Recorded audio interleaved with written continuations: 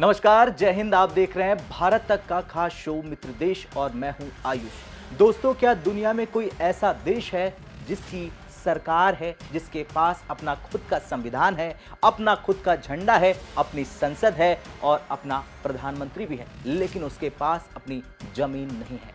जी हां, एक ऐसी सरकार जिसे दुनिया का सबसे शक्तिशाली दिखने वाला देश अवैध कहता है, लेकिन जिसके एक शपथ ग्रहण समारोह मात्र से बीजिंग से लेकर वॉशिंगटन तक मानो भूचाल समझ जाता है। आज हम बात कर रहे हैं तिब्बत की निर्वासित सरकार यानी कि सेंट्रल तिब्बतन एडमिनिस्ट्रेशन यानी कि CTA की। 27 मई 2026 को धर्मशाला की पहाड़ियों में एक ऐसा इतिहास रच दिया गया जिसने शी जिनपिंग के वन चाइना पॉलिसी के ताबूत में आखिरी कील ठोकने का काम किया। आज हम उस रहस्य से पर्दा उठाएंगे कि क्यों भारत की सरहदों पर तैनात ITBP का नाम भारत चीन सीमा पुलिस नहीं है और कैसे पेम्पा सेरिंग का प्रधानमंत्री बनना भारत के लिए किसी मास्टर स्ट्रोक से कम नहीं है। अब मैं कुछ बताऊं, लेकिन उससे पहले आप उस नायक को जान लीजिए जिसे चीन अपना सबसे बड़ा दुश्मन मानता है, पेम्पा शेरिंग। जी हाँ, इनका जन्म 1967 में कर्नाटक के एक रिफ्यूजी कैंप में हुआ था। उनकी आंखों ने बचपन से ही अपनी जमीन खोने का दर्द देखा था, लेकिन उनके मन में उसे वापस पाने का संकल्प अटूट था। मद्रास क्रिश्चियन कॉलेज से पढ़ाई करने वाले शेरिंग ने अपनी पूरी जवानी तिब्बती संसद और लोकतंत्र को मजबूत करने में लगा दिया। फरवरी 2026 में हुए चुनावों ने दुनिया को चौंका दिया। कुल 27 देशों में फैले करीब 51,000 तिब्बतियों ने वोट डाला। किसी देश की जमीन न होते हुए भी इतना पारदर्शी चुनाव। पेम्पा सेरिंग को 61% से अधिक वोट मिले और ये जीत सिर्फ एक उस व्यक्ति की नहीं है, बल्कि उस मध्य मार्ग की जीत है जिसे दलाई लामा ने पूरी दुनिया को सिखाया है। शेरिंग का दोबारा चुना जाना ये मैसेज देता है कि तिब्बती अब थकने वाले नहीं हैं। अब 27 मई 2026 की सुबह मैक्लोडगंज के मुख्य बौद्ध मंदिर में जो कुछ हुआ उसने चीन की प्रवक्ता यू जिंग को सोशल मीडिया पर आग उगलने के लिए मजबूर कर दिया। बता दें, 17वीं कैबिनेट के प्रमुख के रूप में पेम्पा सेरिंग ने जब शपथ ली तो उनके बगल में स्वयं परम पावन दलाई लामा बैठे दिखाई दे रहे थे। इस समारोह ने चीन के उस दावे को ध्वस्त कर दिया कि निर्वासित सरकार अप्रासंगिक हो चुकी है। समारोह में मौजूद मेहमानों की लिस्ट जरा देख लीजिए। भारत की ओर से बीजेपी सांसद निशिकांत दुबे और तपिर गाओ मौजूद रहे इस शपथ ग्रहण समारोह में। अब तपिर गाओ का वहां होना चीन के घाव पर नमक छिड़कने जैसा है, क्योंकि वे उसी अरुणाचल से आते हैं जिसे चीन दक्षिणी तिब्बत कहता है। उनकी मौजूदगी ने साफ कर दिया कि भारत अब तिब्बत कार्ड खेलने से कतरा नहीं रहा है। तो वहीं अमेरिकी दूतावास के वरिष्ठ अधिकारियों की उपस्थिति ने रिजॉल्व तिब्बत एक्ट को नई जान दे दी, नई जान फूंक दी। ये कानून साफ कहता है कि तिब्बत चीन विवाद का समाधान अंतर्राष्ट्रीय कानूनों के हिसाब से होना चाहिए, न कि चीन की दादागिरी से। दोस्तों, अब आते हैं उस सबसे बड़े तर्क पर जिसे सुनकर चीन का ब्लड प्रेशर बढ़ जाता है। साथियों, हम सभी जानते हैं भारत की रक्षा ITBP करती है, लेकिन क्या आपने कभी सोचा कि इसका नाम इंडो तिब्बतन बॉर्डर पुलिस क्यों है? जरा इतिहास की परतों को पलटिए। 1962 की युद्ध के बाद जब भारत ने इस बल का गठन किया तो आधिकारिक दस्तावेजों में इसे भारत तिब्बत सीमा कहा गया। ये इस बात का जीवित और कानूनी प्रमाण है कि भारत की सीमा कभी भी चीन से लगी ही नहीं थी। हमारी सीमा हमारे शांतिप्रिय पड़ोसी तिब्बत से लगती थी। आज जब पेम्पा सेरिंग शपथ ले रहे थे तो वो उसी ऐतिहासिक सत्य को दुनिया के सामने रख रहे थे।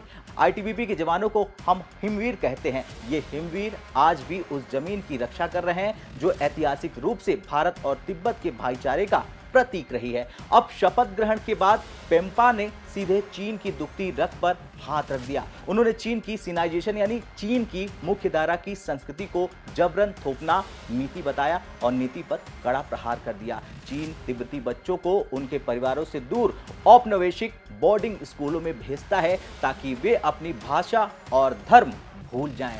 शेरिंग ने इसे सांस्कृतिक नरसंहार करार दिया। शेरिंग ने स्पष्ट कर दिया कि वो दलाई लामा की नीति पर अडिग हैं। वे चीन से अलग होने की नहीं बल्कि वास्तविक स्वायत्तता की मांग कर रहे हैं। ये चीन के लिए सबसे बड़ी चुनौती है क्योंकि पूरी दुनिया इस मांग को लोकतांत्रिक और वाजिब मानती है।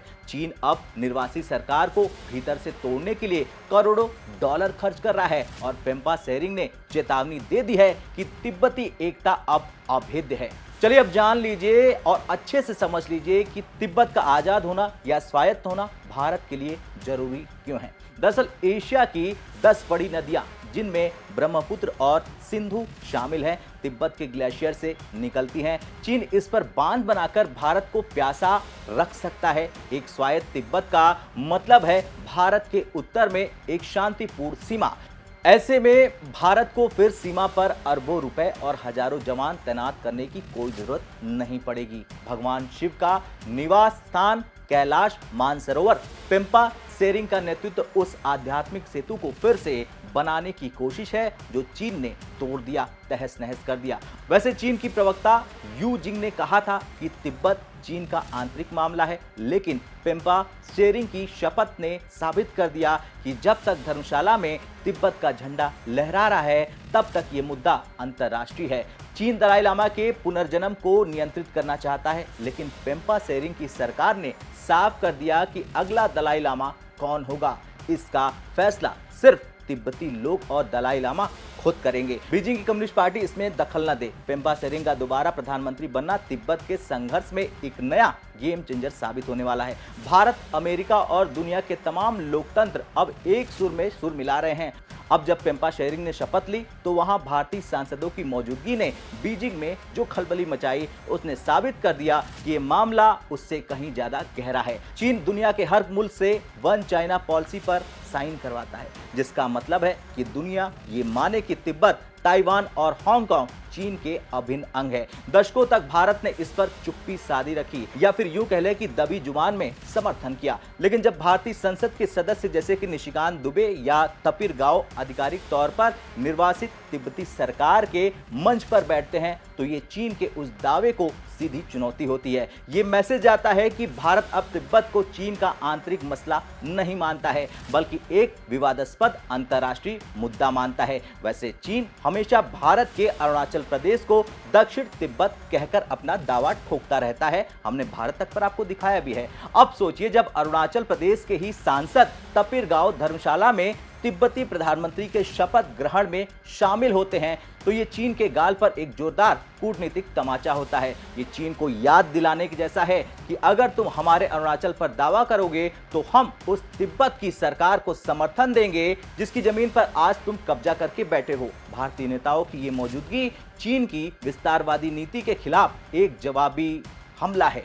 चीन पिछले 70 सालों से ये प्रोपेगेंडा फैला रहा है कि दलाई लामा और उनकी निर्वासित सरकार केवल कुछ अलगाववादियों का समूह है और तिब्बत के लोग चीन के शासन से खुश नहीं हैं। लेकिन सच्चाई ये है कि जब दुनिया के सबसे बड़े लोकतंत्र भारत के निर्वाचित प्रतिनिधि इन कार्यक्रम में जाते हैं तो वो निर्वासित सरकार को एक लोकतांत्रिक वैधता प्रदान करते हैं। ये चीन के लिए सबसे बड़ी कमजोरी है क्योंकि चीन खुद एक लोकतंत्र नहीं है। एक लोकतांत्रिक देश के नेताओं का वहां पहुंचना ये साबित कर देता है दोस्तों कि दुनिया पेम्पा त्सेरिंग की सरकार को तिब्बती लोगों का असली प्रतिनिधि, असली प्रधानमंत्री मानती है, न कि बीजिंग द्वारा थोपे गए अधिकारियों को। खैर दोस्तों, इतिहास गवाह है कि भारत और चीन की सीमाएं कभी आपस में मिलती ही नहीं थी। बीच में तिब्बत एक बफर स्टेट या एक शांत मध्यस्थ देश के रूप में मौजूद था। 1950 में चीन के कब्जे के बाद भारत और चीन के बीच सीधी दुश्मनी शुरू हो गई। भारतीय नेताओं का तिब्बती मंचों पर जाना चीन को ये बताता है कि भारत आज भी उस बफर स्टेट की पहचान को नहीं भूला है। ये चीन की उस असुरक्षा को बढ़ा देता है कि भविष्य में अगर तिब्बत को अंतर्राष्ट्रीय समर्थन मिला तो चीन की सीमाएं असुरक्षित हो जाएंगी। अब मेरा आपसे सवाल है दोस्तों, आपको क्या लगता है? क्या अब समय आ गया है कि भारत अपनी वन चाइना पॉलिसी को कचरे के डब्बे में डालकर तिब्बत की निर्वासित सरकार को आधिकारिक मान्यता दे दे? और क्या भारत सरकार को भी ये कदम उठाना चाहिए? हाँ या ना में कमेंट कर अपनी राय जरूर दें। कल फिर से मिलते हैं मित्र देश के अगले वीडियो में। तब तक के लिए जय हिंद, जय भारत।